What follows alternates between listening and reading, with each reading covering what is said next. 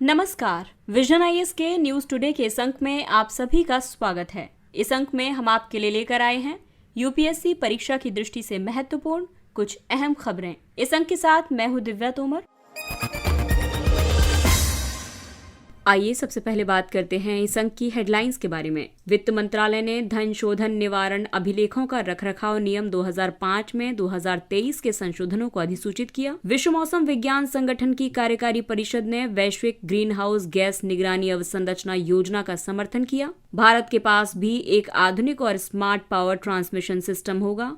इसरो ने मिशन पूरा कर चुके मेघाट्रॉपिक्स 1 उपग्रह का नियंत्रित री एंट्री प्रयोग सफलतापूर्वक संपन्न किया। उपराष्ट्रपति ने राज्यसभा समितियों में अपने निजी कर्मचारी नियुक्त किए और वैज्ञानिकों ने ऊर्जा की कम से कम हानि करने की संभावना वाले सुपर कंडक्टर का निर्माण किया। और आइए अब खबरों पर विस्तार से चर्चा करते हैं।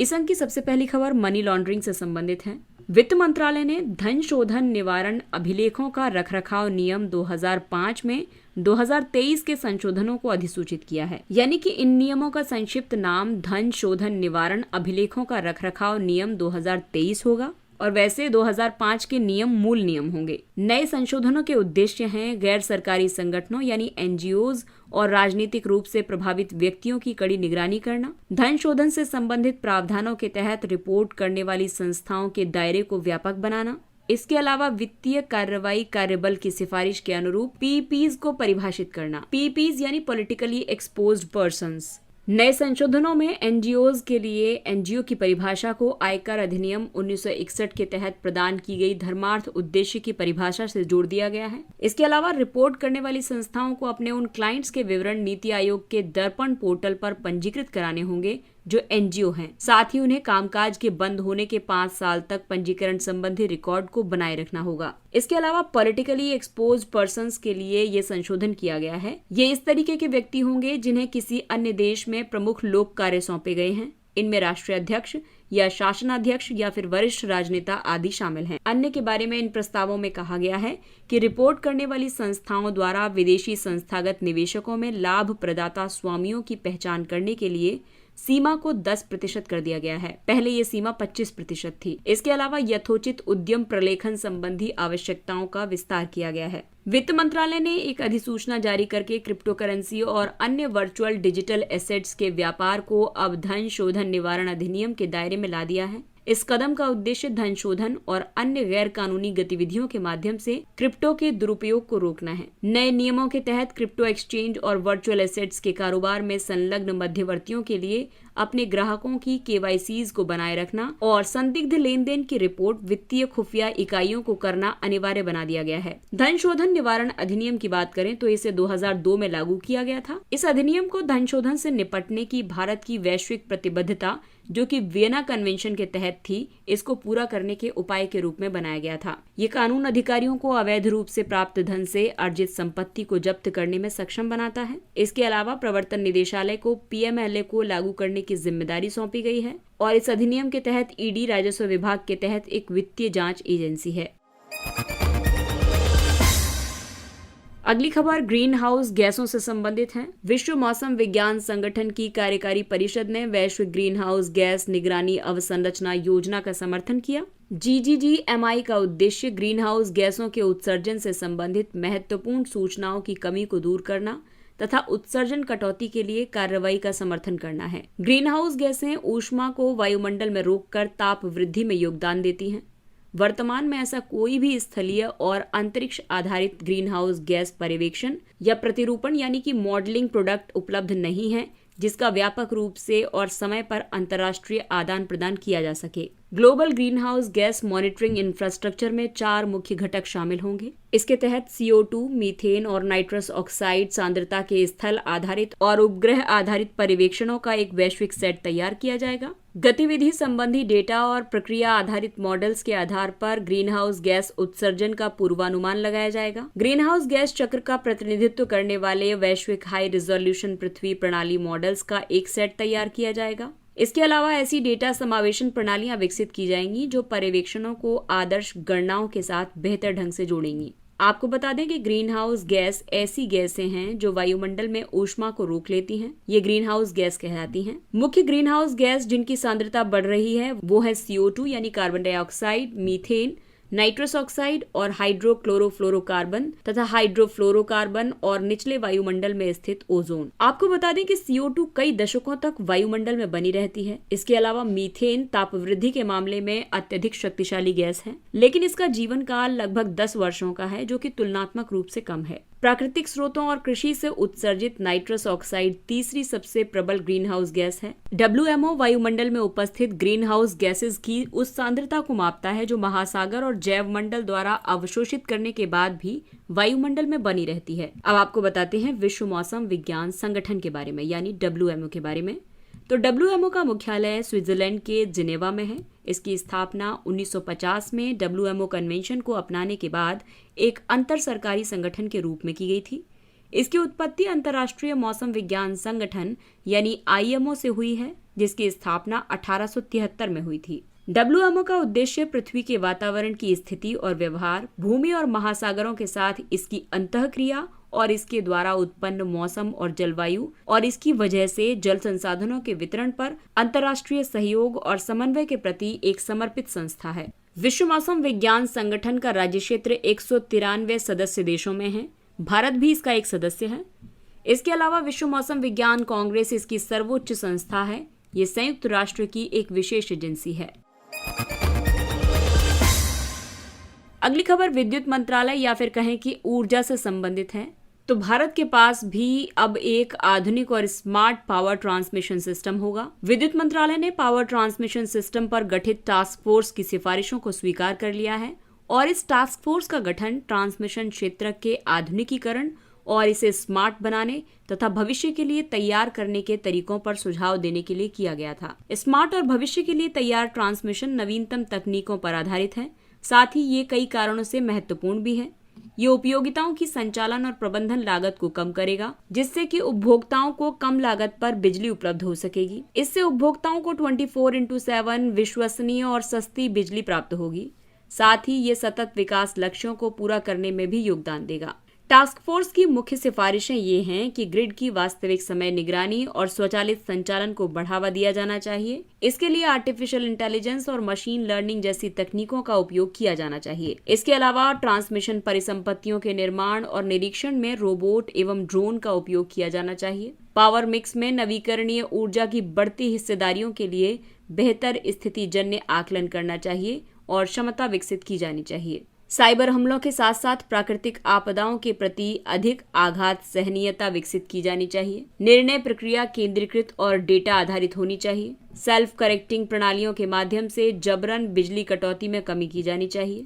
इन सभी सिफारिशों के आधार पर विद्युत मंत्रालय ने पहचाने गए तकनीकी समाधानों को अपनाने के लिए केंद्रीय विद्युत प्राधिकरण को मानक और नियम बनाने का निर्देश दिया है। CEA यानी कि केंद्रीय विद्युत प्राधिकरण एक वैधानिक निकाय है। ये सभी तकनीकों और आर्थिक मामलों में विद्युत मंत्रालय की सहायता करता है। इसरो ने मिशन पूरा कर चुके मेघाट्रॉपिक्स 1 उपग्रह का नियंत्रित री-एंट्री प्रयोग सफलतापूर्वक संपन्न किया। MT1 का प्रक्षेपण भारतीय अंतरिक्ष अनुसंधान संगठन और फ्रांसीसी अंतरिक्ष एजेंसी ने किया था। इसे उष्णकटिबंधीय मौसम और जलवायु का अध्ययन करने के लिए प्रक्षेपित किया गया था। नियंत्रित री-एंट्री के तहत बड़े उपग्रह या रॉकेट यान को उनकी वास्तविक कक्षा से अधिक निम्न कक्षा में लाया जाता है और इससे ये सुनिश्चित किया जाता है कि इनका प्रभाव निर्धारित सुरक्षित क्षेत्र तक ही सीमित रहे। UN या IADC यानी inter agency space debris coordination committee ने अंतरिक्ष मलबा उपशमन दिशा निर्देश जारी किए हैं। ये दिशा निर्देश निम्न भूकक्षा यानी लियो में स्थित किसी ऑब्जेक्ट का मिशन काल समाप्त होने पर उसे कक्षा से हटाने की सिफारिश करते हैं। ये कई तरीकों से संपन्न करना होता है। ये ऑब्जेक्ट की सुरक्षित प्रभाव क्षेत्र में नियंत्रित री-एंट्री के माध्यम से किया जा सकता है। इसके अलावा इसे ऐसी कक्षा में लाकर जहां पर इसका कक्षीय जीवन काल 25 वर्ष से कम हो जाए तब भी किया जा सकता है। आपको बता दें कि अंतरिक्ष मलबे में प्राकृतिक यानी कि उल्का पिंड और कृत्रिम यानी कि मानव निर्मित दोनों तरह के पिंड शामिल होते हैं। इसमें से ज्यादातर मलबा लियो में मौजूद है। हालांकि कुछ मलबा भू स्थिर कक्षा में भी विद्यमान हो सकता है। लियो आमतौर पर पृथ्वी से 1000 किलोमीटर से कम ऊंचाई पर मौजूद कक्षा है।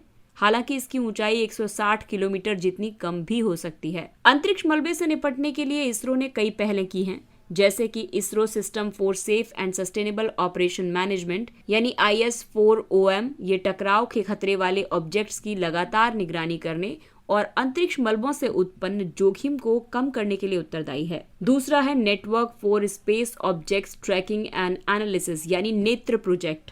ये नेत्र प्रोजेक्ट जो है वो अंतरिक्ष मलबे की स्थिति के बारे में प्रत्यक्ष जानकारी प्रदान करता है। तो इसको आप ऐसे भी याद कर सकते हैं क्योंकि नेत्र का काम होता है देखना। स्पेस में नेत्र जो है वो भी देखने का यानी निगरानी का काम कर रहा है, प्रत्यक्ष जानकारी देने का काम कर रहा है। अगला टॉपिक है स्पेडएक्स। इसके अलावा एक और पहल है, उसको स्पेडएक्स के नाम से जाना जाता है। ये इन ऑर्बिट सेवा प्रदान करने के लिए एक स्पेस डॉकिंग प्रयोग है। इसके अलावा इसरो को नासा से नासा इसरो नामक उपग्रह प्राप्त हो गया है। निसार नासा और इसरो द्वारा संयुक्त रूप से विकसित एक लियो वेधशाला है। ये 12 दिनों में संपूर्ण पृथ्वी का मानचित्र तैयार करेगी और साथ ही पृथ्वी के पारिस्थितिकी तंत्र में होने वाले परिवर्तनों, बर्फ की मात्रा, वनस्पति बायोमास, समुद्र जल स्तर में वृद्धि, भूजल और प्राकृतिक खतरों को समझने के लिए डेटा प्रदान करेगी। इसके अलावा निसार में L और S dual band synthetic aperture radar होंगे।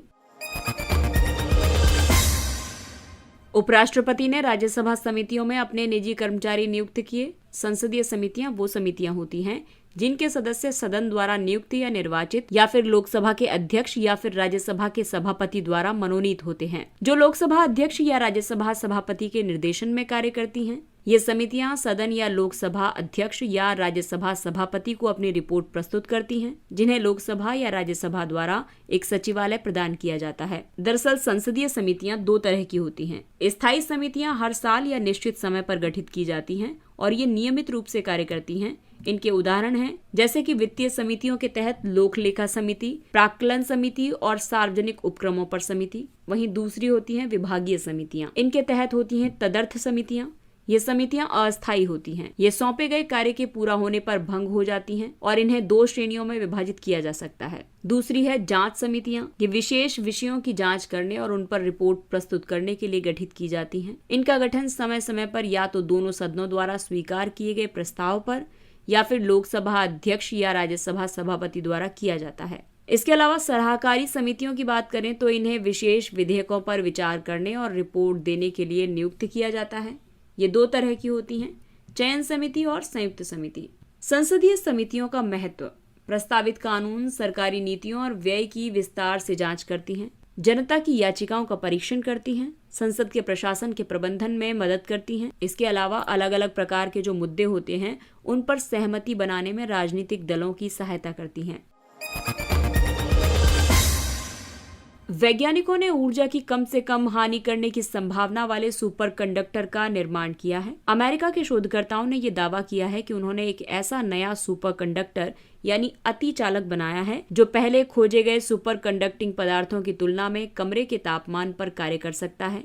इसके अलावा ये बहुत कम दाब पर भी काम कर सकता है। इसे रेड मैटर नाम दिया गया है। इसे लुटेशियम नामक एक दुर्लभ भूधातु को हाइड्रोजन और नाइट्रोजन के साथ मिश्रित करके बनाया गया है। ये 21 डिग्री सेल्सियस और लगभग 10,000 वायुमंडलीय दाब पर बिना प्रतिरोध के विद्युत प्रवाह कर सकता है। सुपर कंडक्टर्स ऐसे पदार्थ होते हैं जो क्रांतिक ताप यानी क्रिटिकल टेम्परेचर से नीचे ठंडा होने पर बिना किसी ऊर्जा हानि के विद्युत धाराओं को प्रवाहित कर सकते हैं। ये पदार्थ सुपर कंडक्टिंग अवस्था में जाने पर चुंबकीय क्षेत्र को भी बाहर कर देते हैं। इसे माइजनर प्रभाव भी कहा जाता है। हालांकि इस अवस्था को प्राप्त करना अव्यावहारिक माना जाता है क्योंकि इसके लिए आमतौर पर इन्हें लगभग -195 डिग्री सेल्सियस जैसे अत्यधिक निम्न तापमान की जरूरत होती है। साथ ही इन्हें कार्य करने के लिए बहुत ज्यादा दाब की भी जरूरत होती है। और आइए बात करते हैं सुपर कंडक्टर्स के संभावित उपयोग की। इनका उपयोग न्यूक्लियर मैग्नेटिक रेजोनेंस और मैग्नेटिक रेजोनेंस इमेजिंग में किया जाता है। इनका उच्च ऊर्जा भौतिकी त्वरक और थर्मोन्यूक्लियर संलयन संयंत्रों में उपयोग किया जाता है। ऐसे पदार्थ घर्षण रहित और पटरी से ऊपर हाई स्पीड ट्रेन के संचालन में उपयोग किए जाते हैं। इन्हें पावर ग्रिड में ऊर्जा हानि के बिना विद्युत पारेषण में उपयोग किया जाता है।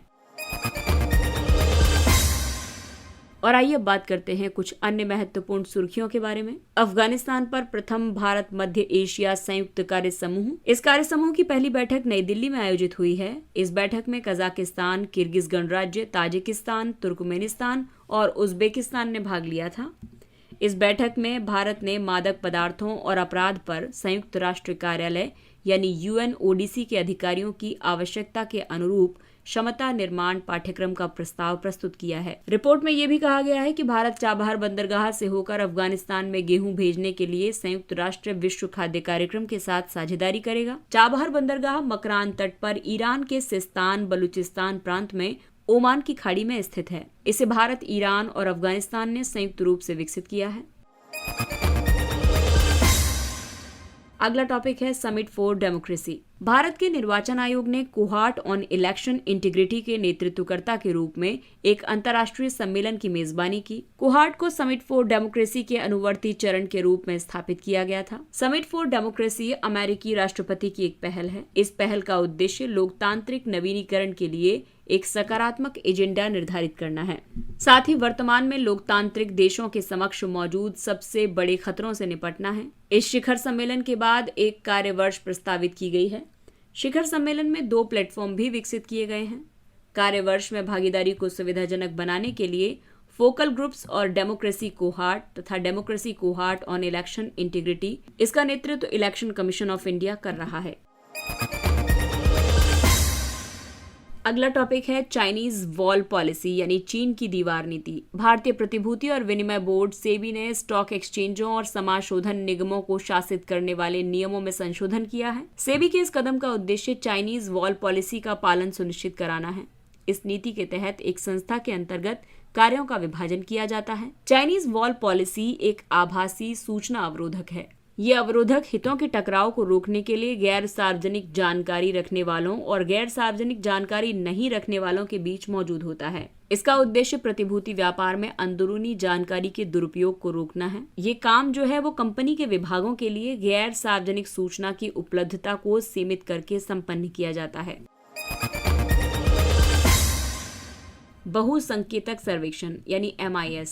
राष्ट्रीय नमूना सर्वेक्षण कार्यालय NSSO ने अपने 78वें दौर में SDG संकेतकों, प्रवासन आदि के बारे में जानकारी एकत्र करने के लिए बहुसंकेतक सर्वेक्षण का संचालन किया है। इस सर्वेक्षण के मुताबिक पेयजल के बेहतर स्रोत होने की सूचना देने वाले व्यक्तियों का प्रतिशत ग्रामीण क्षेत्र में 95% है और शहरी क्षेत्रों में 97.2% है और कुल मिलाकर के 95.7% है। वहीं खाना पकाने के लिए ऊर्जा के प्राथमिक स्रोत के रूप में स्वच्छ ईंधन का उपयोग करने वाले परिवारों का प्रतिशत 49.8% है और शहरी क्षेत्रों में ये 92% है। कुल जनसंख्या में देखें तो ये 63.1% है। इस तरीके के जो फैक्ट्स होते हैं वो कई बार स्टेटमेंट्स में पूछ लिए जाते हैं और स्पेशली जो राष्ट्रीय नमूना सर्वेक्षण कार्यालय के फैक्ट होते हैं वो जरूर पूछे जाते हैं, तो इसलिए आप इन पे थोड़ा सा ध्यान दीजिएगा। ऑल्दो ये फैक्ट्स हैं लेकिन फिर भी थोड़ा एक बार अपने नोट्स में इनको मेंशन कर लीजिएगा, तो ये आपके लिए बेनिफिशियल रहेंगे। पीटी के लिहाज से ये इंपॉर्टेंट है। वैसे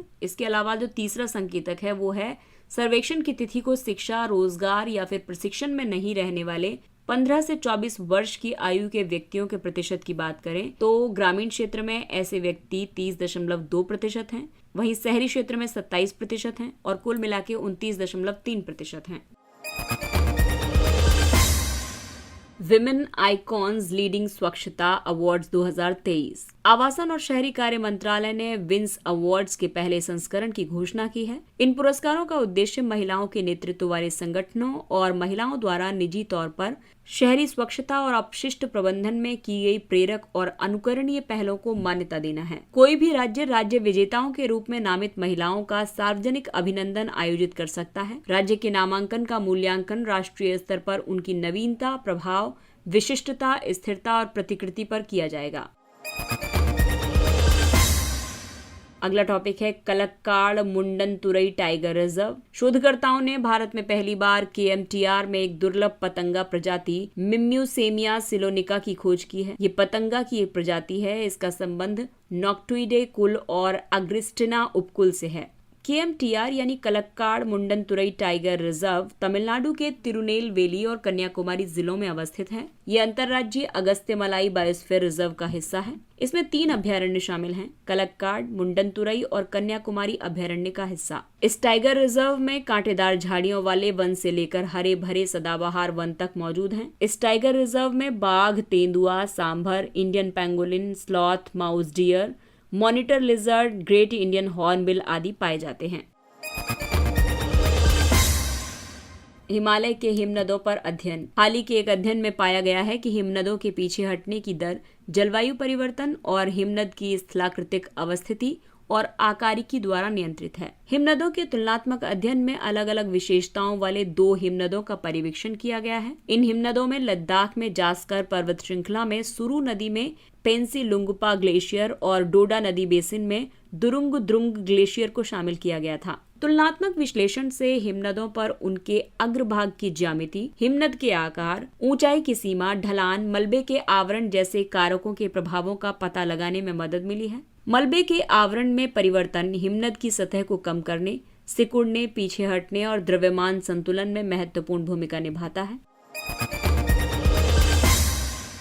अगला टॉपिक है सोडियम के सेवन में कमी। विश्व स्वास्थ्य संगठन की एक रिपोर्ट में ये रेखांकित किया गया है कि विश्व 2025 तक सोडियम सेवन को 30% तक कम करने के लिए अपने वैश्विक लक्ष्य से अभी बहुत दूर है। आपको बता दें कि सोडियम एक आवश्यक पोषक तत्व है। हालांकि इसका अधिक मात्रा में सेवन करने से हृदय रोग, स्ट्रोक और असमय मौत का खतरा बढ़ जाता है। सोडियम का मुख्य स्रोत टेबल सॉल्ट है। नमक का वैश्विक औसत सेवन WHO की सिफारिशों के दोगुने से अधिक होने का अनुमान है। WHO के मुताबिक प्रतिदिन 5 ग्राम से कम नमक का सेवन करना चाहिए। Gateway of India. हाल ही में गेटवे ऑफ इंडिया का एक संरचनात्मक ऑडिट किया गया है।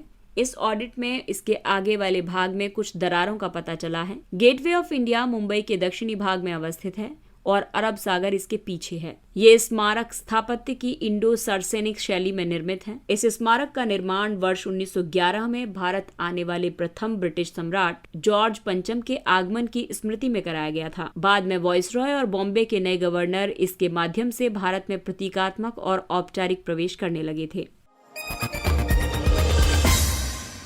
और आइए बात करते हैं सुर्खियों में रहे स्थलों के बारे में। ऑस्ट्रेलिया के तस्मानिया ने मैक्वेरी द्वीप को अधिक संरक्षण प्रदान करने की एक योजना बनाई है। मैक्वेरी द्वीप एक विश्व विरासत स्थल है। ये द्वीप दक्षिणी महासागर में एक समुद्री द्वीप है। ये तस्मानिया के दक्षिण पूर्व में स्थित है। मैक्वेरी द्वीप पर पेंगुइन और अल्बाट्रॉस सहित कई समुद्री पक्षी प्रजातियों को दर्ज किया गया है। मैक्वेरी द्वीप पृथ्वी पर मौजूद एकमात्र ऐसा स्थल है जहां पृथ्वी के मेंटल से चट्टानें समुद्र तल से ऊपर सक्रिय रूप से प्रकट होती हैं। मैक्वेरी द्वीप समुद्र के नीचे मैक्वेरी रिज का उजागर शिखर है। ये उस जगह ऊपर उठा हुआ है जहां इंडो ऑस्ट्रेलियन टेक्टोनिक प्लेट प्रशांत प्लेट से मिलती है। मैक्वेरी रिज अंटार्कटिका परिध्रुवीय परिसंचरण नामक धारा के पूर्व की ओर प्रवाह को बाधित करता है।